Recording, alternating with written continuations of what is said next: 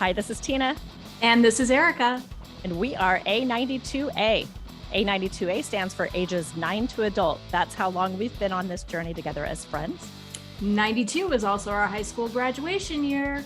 And ages 9 to adult is a nod to the board game Life, which we rockified as kids in order to live out our rock and roll fantasies. Thanks for tuning in, everybody. We have a huge guest today. Superstar. Yeah. Superstar. There's not even really much to say about him. He's one of the most badass rock and roll drummers who ever existed. You know him as the drummer for RATT. Please welcome Bobby Blotzer to the show. Yay! Hi, ladies. How are you? Good to see We are you. great. How are you? I'm good. You know, as you can see, I got Christmas in the peripheral right now. So yeah, looks amazing. Thanks. Bobby, just an app on the TV. So that's okay. I gave that away because I was checking this earlier. I'm like, damn, that looks like a real fireplace. Right, it does.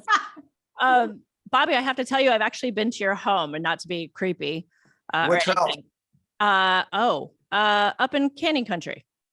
Yeah, I don't live in Canyon Country, but I live in Santa Clarita. Santa Clarita, sure. That one. It was a long time ago. I don't expect back and all that. Yeah. So I was a guest at one of your summer barbecues, and I don't expect you to remember me, but it was a memorable day because you had met the actress who played Cindy Brady. You had met her like the week before at a movie theater or something like that, and you invited her to come over, and she came over. So it was like a star-studded affair. Yes, Susan, of course. Yeah, I had just met her at the movies in 16. I was doing all flyouts on that tour. That's when I took RATT out, my RATT, because nobody wanted to work. But yeah, she was standing in line. I was with a friend of mine. I said, you know what that is right over there? Because I knew what she looked like, right? And then she wasn't, and there was no one in line except for me and my friend Jenna, and her son were like over here outside of the confines of a one of those things that makes lines, you know, the rope kind of. And she was outside of that. I went, excuse me, ma'am, you're out of the line. You got to get back in the line. And she was like, oh. And she gets, I go, I'm just kidding. What's going on, Susan?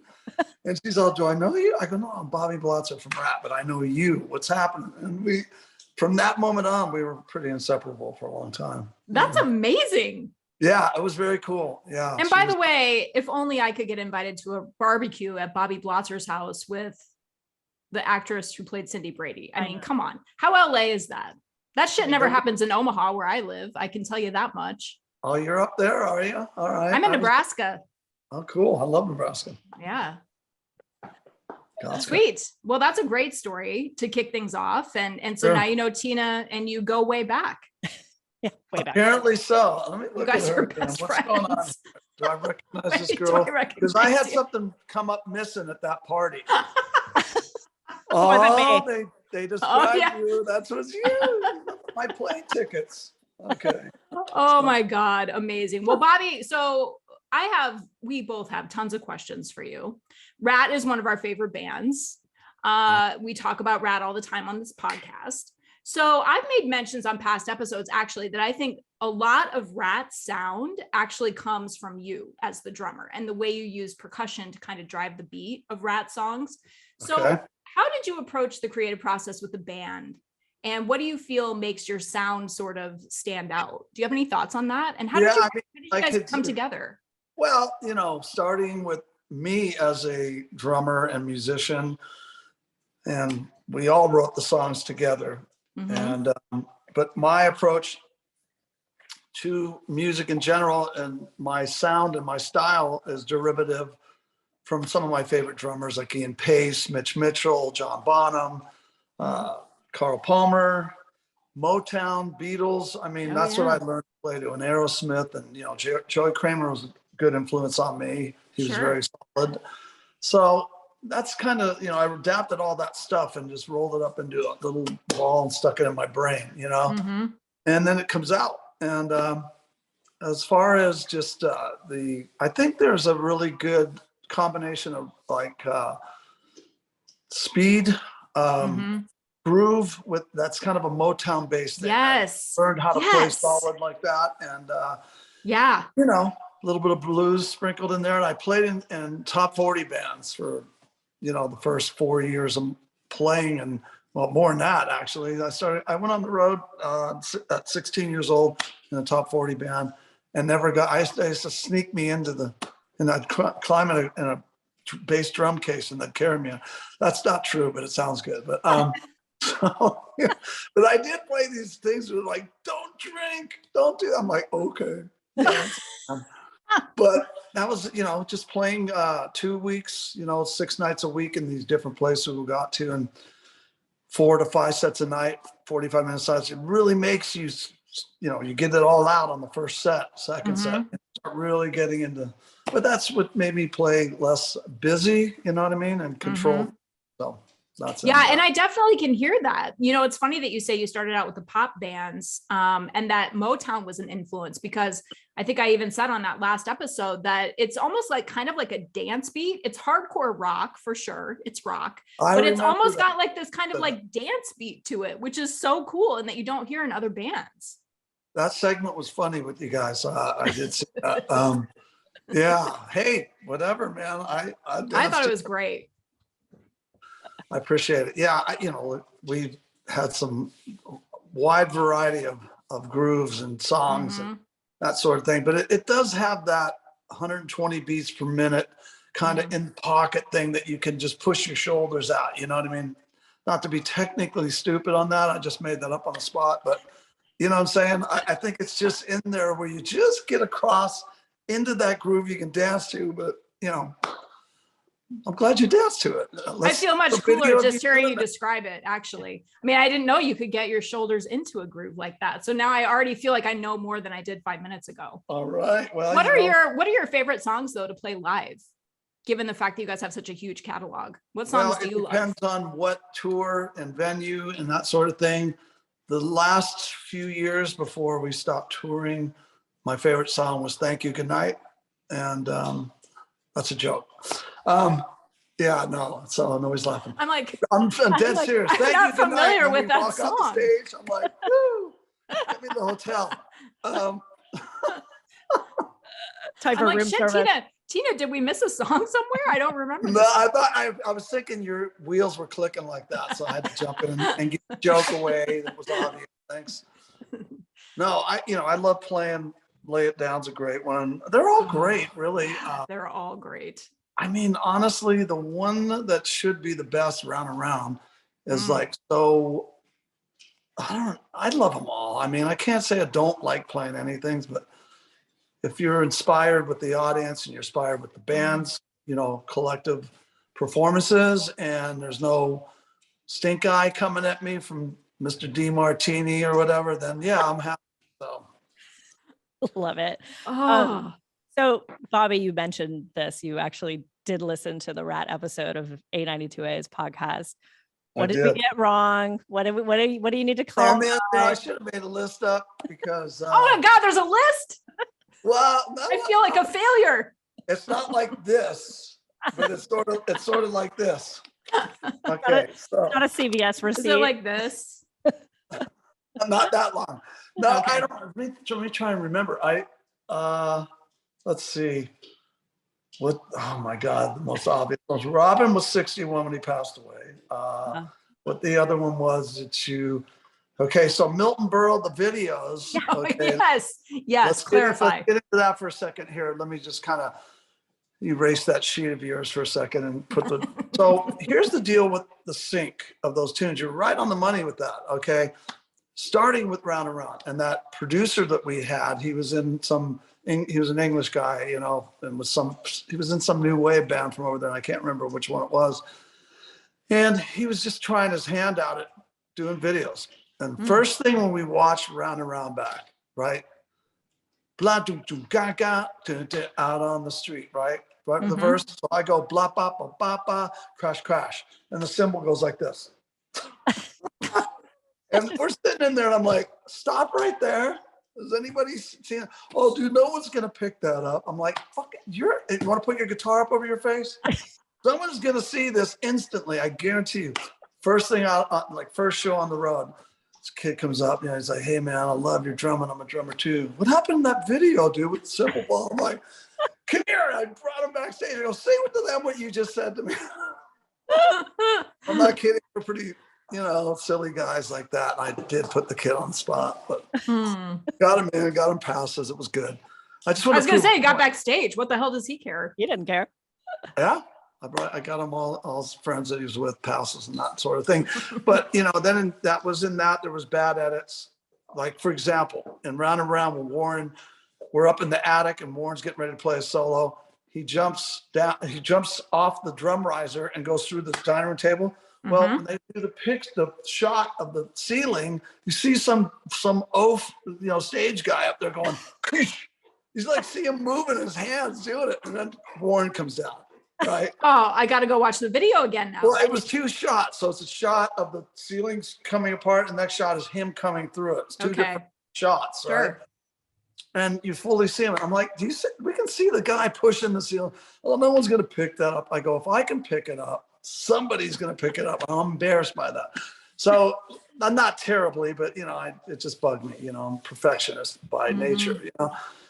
But then in Back for More, which you guys are talking about, like my sync and my drums for in the intro, the ba ba da, you know, I'm playing. And when I go to the halftime, bam, bam, bam, bam, it's like I'm completely off. Like the snare's going ka, and then I go like this, ka. Yeah, thanks for pointing that out, guys. Appreciate it. She's got an eagle eye. I actually thought it was a weird thing going on with my video, but I'm glad that it was same new. Right, it was still fairly new, you know, MTV at that time. Yeah. Oh yeah. But you know, the backstory to that and what you were saying, you know, with Tawny and Milton back in that one too, you know, it was like our manager is his nephew. So getting him in was a genius ploy because MTV, all the people at that time were older than us, you know, like my older brother age kind of thing. And they were like, Milton Berle, what? We got to play. Look at this video from this band called RATT. And they just, you saw what happened. Well, you maybe didn't see it. You guys are a little young, but in '84, every 20 minutes, boom, boom. It's just a broke band, you know? Yeah. I really thought, and I think I said that on that episode, it really kind of like legitimized you guys because you were brand new, but having like this iconic celebrity in all of your videos just made it seem like, oh, these guys are somebody. Like, obviously. There was a definite twist for that. Yeah. Milton, it was so funny. In Round and Round, I'm trying to think of that English, you said his name, the director, I can't remember his name. Yeah, no, I can't either. He didn't know him Milton Boyle. He kept calling him Merle. Hey, so we need you, Merle. And Milton's like, it's Mr. Burl. And he was a like cigar smoking, you know, hard ass. He was a badass. To the vaudeville days. So yeah, there was no fucking around with him, man. He knew who he was and his history was, and we were just punks, you know, especially the English director. Merle, can we get Merle on the set? Oh my God. Oh my gosh. Oh. One of the things we were talking about in that episode is how hard you guys were working back then. Like you were putting out album after album and touring after each one. And like, what do you remember about that time? Was it that crazy and exhausting? Oh yeah. Well, it wasn't so much all the playing. It was all the afterward playing that we did, you know, which was every night, you know, and snorting and just, we were young dudes, you know, and all of a sudden we went out there as almost broke individuals. And, you know, came back and we're buying, you know, I bought a house as soon as I got home and cars and shit like that. So that was cool, you know, for family, you know. After the next tour, that's when my mom got a house and cars started going around from me to people. But, you know, it was, the first one was a lot of shows, 255 shows. I mean, it was, my God. By the time we got home, it was sort of like, man, we need to be home right now. But to be honest, my kids were so little, I was really missing them, but I felt like we need to go deeper out, you know. We didn't really. We went to Europe. We went to, on the Out of Cellar tour, we went to Japan. That was broke. We were like superstar huge there. I mean, I have videos out with all the people around the hotels, the bullet train. We had police escorts in and out of the hotel, like we go into a tunnel of the hotel, come up in at the bullet train right where there was a door right outside where the train was, and we would pop out of it. The place was just hundreds of people, you know, they're handing you dolls of yourself and other. There was something about Japan in this music, because I've seen it with other bands too, like Motley Crue and others, that they would go to Japan during that time, and it was just like insanity. Yeah, it was good. They were very nice to us, and they were lovely people. And I love the culture there. And they're so nice, and they're so polite and respectful. One thing that caught my attention on that first tour was you'd see bikes lined up in these racks everywhere. Not one of them was locked up. Oh, really? So they didn't grow up in my neighborhood, because those bikes are, oh man, okay, Pittsburgh. But you know, it was a very awesome situation to go there and be treated so lovely by the promoter, Mr. Udo, and the guys that were our handlers and that sort of thing. And they would replicate our stages to a T. You know, when we started doing big productions, they would just get the specs and build it. And one thing that stuck out in my mind in those days with their trucks would open from the side. So the whole side of the truck would open. And these guys were like worker bees, man. Boom, they would tear that stage down like, whew, and then they'd just put it in the truck, close, and off they'd go. I didn't even finish my first beer, you know. Wandered down to watch this. They were like, Blotz, you got to see this, man. These guys are unbelievable. So wow, stagehands extraordinaire. Yes, and having the trucks like that saves time and money for everybody, you know. Really interesting. Yeah. Well, so going back to RATT, and obviously you guys just built such a name for yourselves, such a huge catalog of hits. Go back to RATT, yes. Well, that's my question. So much has been printed recently, I feel like, from different members of the band about having an original reunion tour with the remaining members of RATT. And how likely is it, do you think, really, for Warren and Juan and Steven and you to get back on board and get together and do something like that?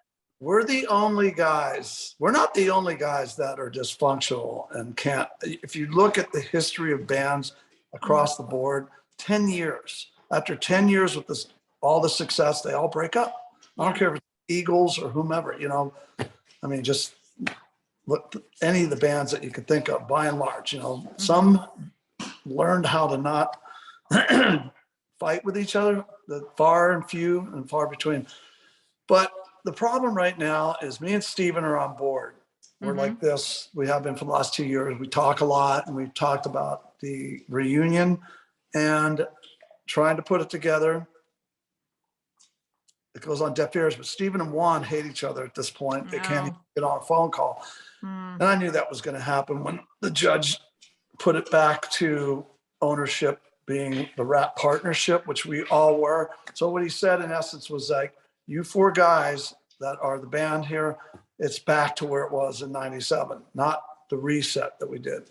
And when they did that, all of a sudden I knew it was coming. Okay, those three guys are going to expel me now that the name is going to the RATT the Partnership, because I was still in RATT the Partnership, like the judge was saying, technically speaking.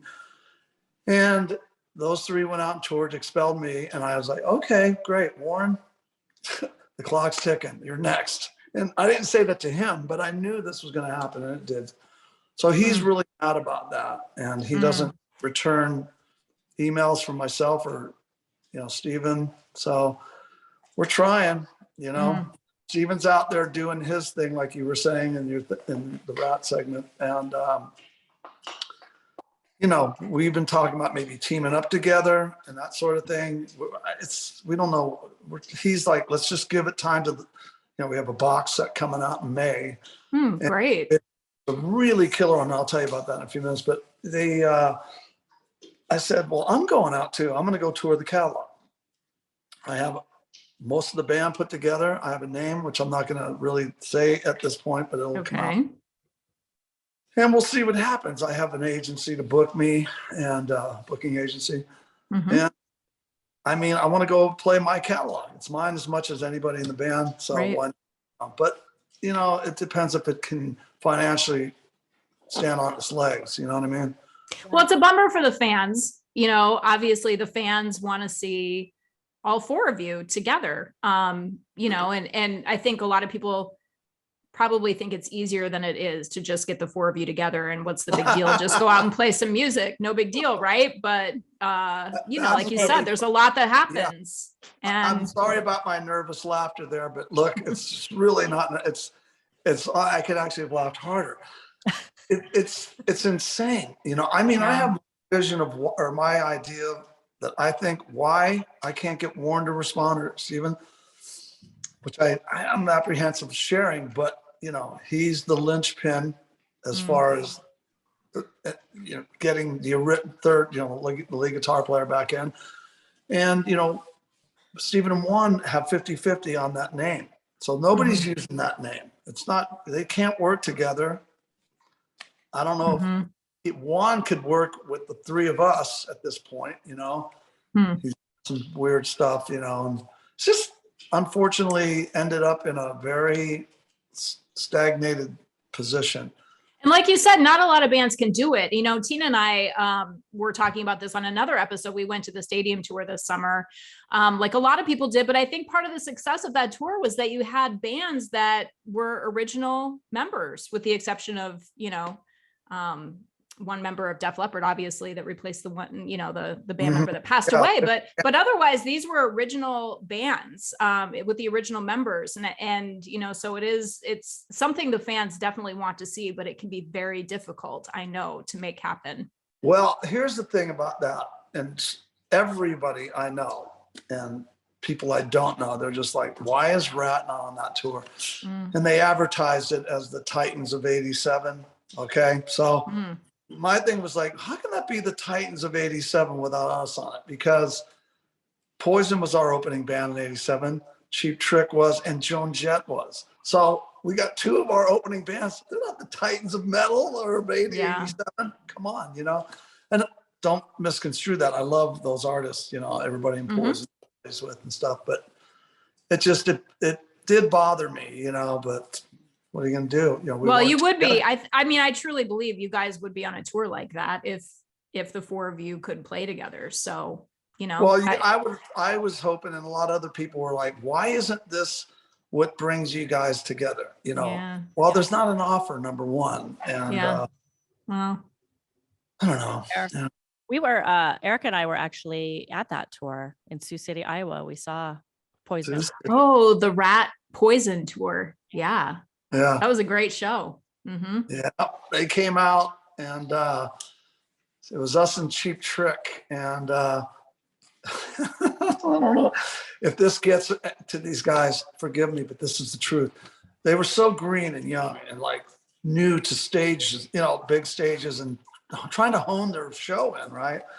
And I remember we were playing Dallas Reunion Arena, and I'm sitting there at sound check, and we're playing. I'm turning to my tech. I'm like, who are those four chicks sitting out in the same seats next to each other in the fourth row? He goes, oh man. And I was actually joking around, right? I knew it was dudes, but I said, he goes, oh man, that's some band named Poison or something. I think it's Steven's friend. I was like, okay, what are they doing here? Well, it could be open for y'all starting tonight. I was like, what? What the hell? Yeah, man, they're supposed to be big in Hollywood. But I hadn't been in Hollywood in a long time, really. You know, a little bit here and there when we have a little bit of time off. But we would finish a tour, have 2 weeks off. I mean, meaning finishing the States, Japan, and Europe, and would have 2 weeks off. We were in rehearsal, writing the record, pre-production, writing. Everybody had ideas and that sort of thing, but so we just work them up, you know, and then would record, and I would go boating or wave running on the lake or skiing, whatever time of the year it was. I had stuff to do because I would do my tracks. Number one, I would record alone with nobody playing. So I'd have headphones on a click track, and I just remember the arrangement of every song, which was a very interesting way. I don't know many people that do that, but worked for me because I was on the money with it. I was able to do the tunes and get my job done and get my butt out of there, you know, let those guys, you know, start doing their bit. You know, everybody kind of did it. They're on the, you know, second, third, fourth record on. Everybody was doing, you know, just their bit with the producer, you know, whether bass overdubs, guitar overdubs. They didn't want anybody hanging over their, shoulder. Hey, dude, maybe you should do. I get it, Bob. I know how to play guitar. That's Warren. So, yeah. Oh, so great. Sure. We well we'll be holding out for a RATT reunion, but you've got some other things coming up. You mentioned the box set dropping in May. Tell us a little bit about that. Okay, thanks for asking on that. Yeah, it's going to be called the Atlantic Years. It's going to be all of the, and you guys mentioned again, and now things are coming to me on your thing as we talk. But you did prop us out by talking about the sequence of the albums and that they were all multi-platinum and all that. And we did have 5 consecutive platinum records, multi-platinum. Crazy. Records. So to me, there's a few bands that have done that. I can't recite like who did it and who didn't. I never even thought about it, frankly, till it was like a point of we were trying to sell a new record, and it came out with one of the only bands that had 5 multi-platinum, gold and platinum records. I was like, really? Okay. So, it's amazing. But this is going to be all the Atlantic in a row, 5 in a row. Marty, go on. It's my dog. Oh, puppy. Dinner time over here, and I got the cats, the dogs. It's like they're looking at their paws and their wristwatch, going, "What's up?" But yeah, that's the box set's going to have vinyl, DVDs. I don't think cassettes, but I'm going to take this bone out of Marty's mouth. Sorry, dude. Oh no! Oh, the phone's in Marty's mouth. Oh, the bone. Oh, the bone. I thought you said the phone. The bone, and he's looking like I'm going to throw it and play catch. Get out of here. He doesn't understand. He doesn't understand. This is unconventional, I can tell you. It's very, just chill. So maybe you guys like it. I hope I love it. Why do we call him? No, this is great. So yeah, but this will be real. Thank you. It'll be released in May, and maybe that's when this, the next tour the reunion tour will happen. I hope we at least do a farewell tour for the fans. You know what I mean? Mm-hmm. I mean, personally, I love making money and stuff. I'm fine. I don't have to tour for money purposes, but I mean, it's awesome that we can work and make a bunch of dough. But for me, it's for the fans. I want to, we owe everything to them, and I want to go play for the younger ones. I mean, we've been on Cobra Kai. We've been on, these guys know I'm doing an interview. I'm telling you, both my 2 labs are like fighting around. Can you hear this, or is it okay? Not really. They're all right. They're just puppies. Oh, they're my life. But so look, I hope that we can, all put our differences aside and do this. I'm ready to go. I've been through hell with all those lawsuits, man. That was unbelievable. I'm telling you right now. And at the same time, I had a marriage crumble right in the middle of that.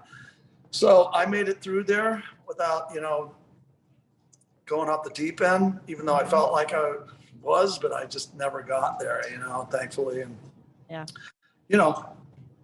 I'm ready to do it again, Yeah. You were talking to me too about a personal project that you're working on. Are you writing something? Are you working on a book? Well, I am writing a book. Yeah, the follow-up to Tales of RATT. I was mixing up whether I told you about this studio session I've been doing with a friend of mine, and I went with the whiskey a few weeks ago. And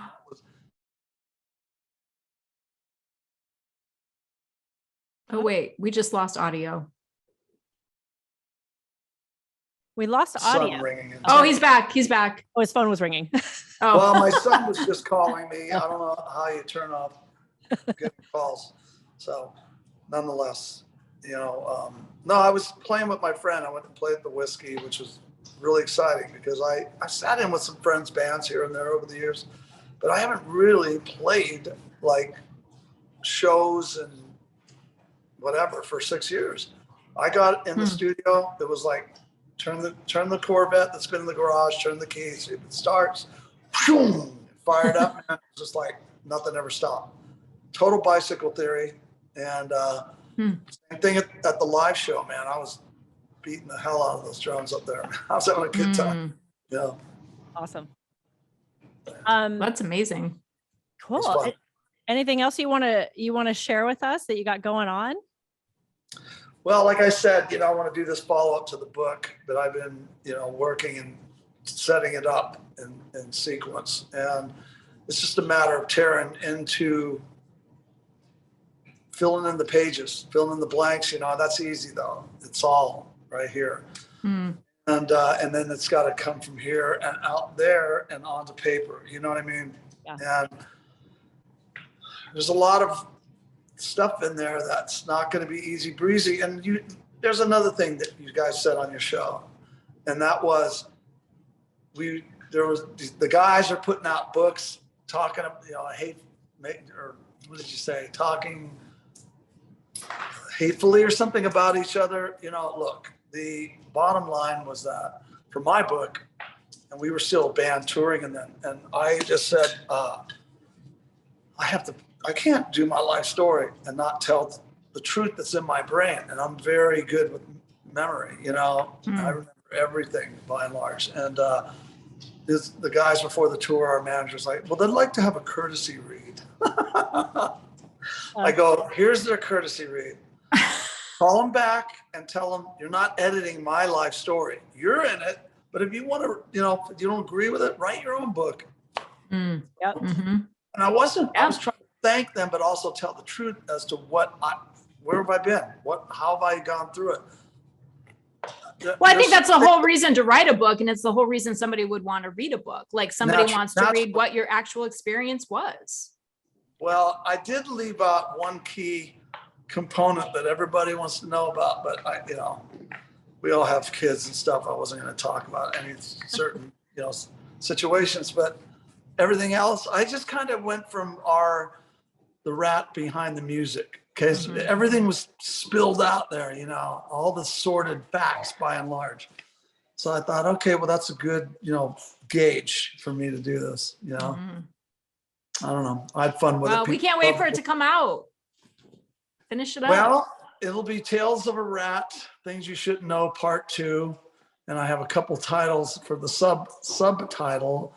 And one that rings to me is Ratmares, because I haven't had a dream at night in many years that we weren't trying to get on to the stage. And I'd get there and all the cymbals and drums are leaning over me and the audience is ready to go, or my drumsticks are linguini, you know, like, or we can't get to the stage. We're going to it, but it keeps going back or something. It's always this Ratmares. This is fascinating. These are things that real rock stars dream about. It's amazing. Crazy. Well, let me give you another viewpoint of not dreaming, but of thought process. Here would be me on any given night on tour on stage, right in the middle of just throwing and just going crazy. And I'm like, just, you know, body talk or something. I'm all, shit, I have laundry tomorrow to do. Okay. And I'm going to day off. I'm going to have steak. And then I'm going to have potatoes. I mean, or I would just arbitrarily think of, I forgot that one coat to bring out on the road in the tour bus. Oh my God. I'm going to have to Jenny send that out. Oh. That's amazing that you could even like have random thoughts like that while doing that. It's amazing. I always would catch myself doing that. But it was so, everybody does it. You know, I talk to other guys in bands like, have you ever done this? And like, oh, all the time, dude. I suppose it just becomes so natural that your mind can wander and you can still do the thing while your mind's other places. Well, when you do the songs, as much as we've done them in the tour and the show, you know, doing, it's just autopilot, you know. I mean, it takes coal to fire the engine up, but you know, it's pretty, it's pretty driven, you know, without your whole being. You don't really have to concentrate that much. Yeah. Yeah. Crazy. Bobby, I have a question for you. What Sure. would people be surprised to know about you or to learn about you? Okay, so should I give this up? Oh, secret. Okay, it's just really dumb, but it's like, it's just okay. I don't know why this popped into mind. So I'm very an animal loving person across the board. So if I go to the movies or I'm watching television or something, anything that has to do, I can't watch movies, animal movies anymore because, you know, like my eyes water, you know what I mean? It could Because be the animals always, something always bad happens every time. Every animal movie, like some animal dies or yeah, it's horrible. I know. Well, even if it's happy, I get like choked up on it. Yeah. You know, it's just something. Same. I feel like animals are victims. They're just so perfect. They're helpless. They are angels on this planet. And you know what? You're never going to get the love that you get from an animal, from a human, by and large. No. It's unconditional, right? So Mhm. that's the one thing, you know, I'm a big, you know, movie cry guy. So whatever. Aww. And if anybody says anything about it, I'll kick your ass. Exactly. Oh, we all know you're a badass. But that's amazing. You're more of a badass now because you cry at movies. That's amazing. I always have. That's the truth be told, you know. Aww. But I mean, look, I'm just always just trying to work on myself and do the best I can, and for, you know, with people. And you know, there's a lot of untruths out there about me that go uncontested. You know, I don't look online. I've never Googled myself ever, but you know, I've had different people in my life that were getting to know me, and they'd be like, dude, I read this thing on Wikipedia or whatever, you know, and I'm like, not true. That is, it's sort of derived from something, but that is not what the outcome was. And, yeah. you know what I mean? So I kind of come off, I guess, maybe in some stories, depending on how deep it's pulled from, you know, it's just not real facts. You know what I mean? Yeah. What are you going to do?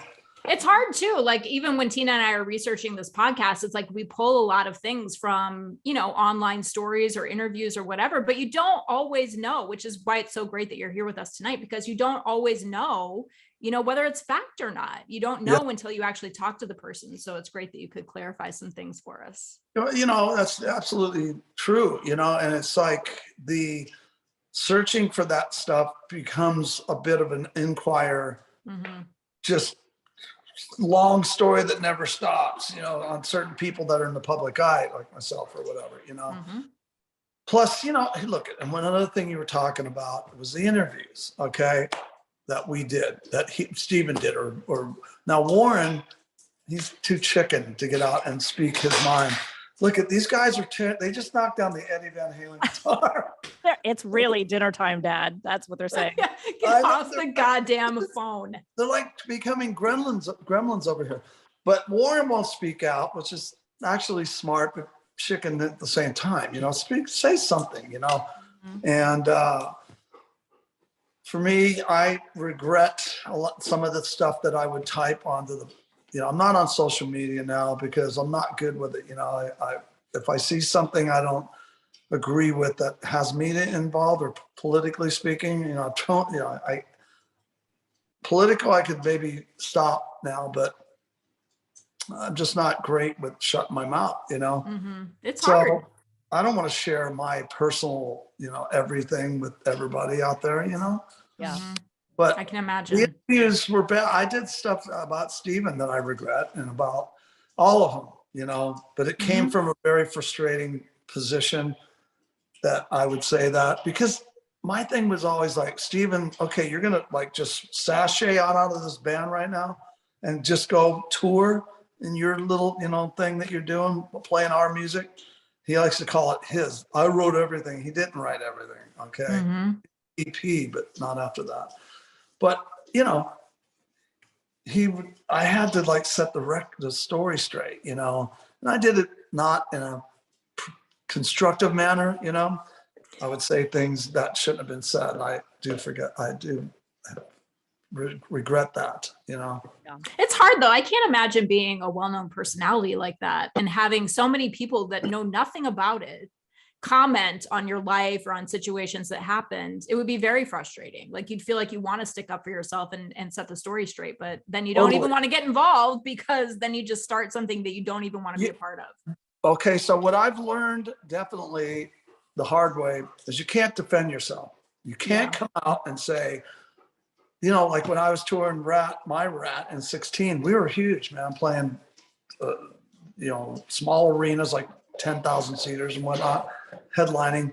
festivals headlining, drawing 12,000 people. It was insane. It was a great band I put together. It wasn't the real thing, but people accepted it.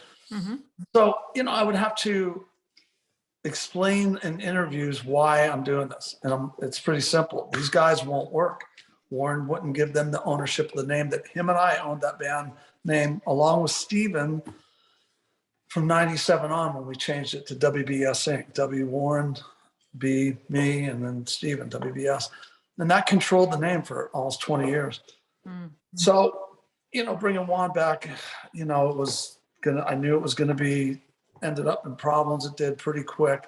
But these guys wanted the name. I said, I'm down with giving them 25% of the name. Big deal. Mm-hmm. So what? We're sitting here with 100%. We're getting zero for it.